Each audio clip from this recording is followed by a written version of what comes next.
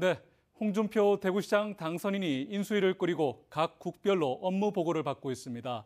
제2대구의료원을 예정대로 설립할 것인가 초미의 관심사로 떠오르고 있는 사안이죠.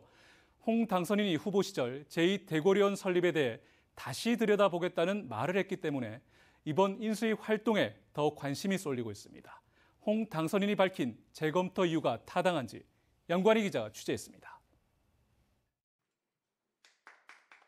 홍준표 대구시장 당선인 인수위원회는 지난 10일 제2대구의료원과 관련해 시민건강국의 보고를 받았습니다.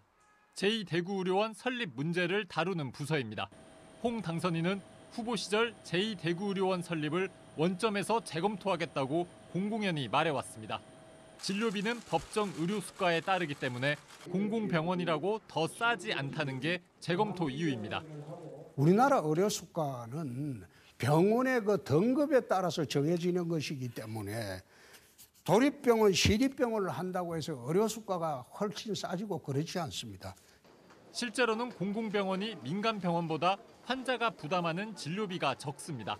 공공병원 진료비 가운데 건강보험이 적용되지 않는 비급여 비중이 민간병원보다 비교적 적기 때문입니다.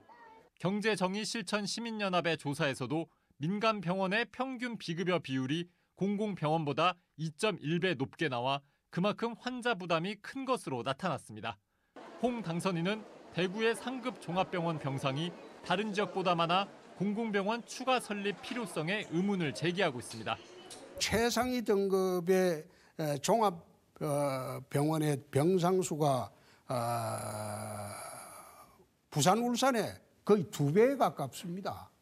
이 같은 발언은 대구 의료 시스템의 문제점을 비껴간 것이라는 지적이 제기되고 있습니다. 대구의 상급 종합병원 병상수는 4,600여 개로 부산 2,900개, 울산 900개에 비해 많은 건 사실입니다.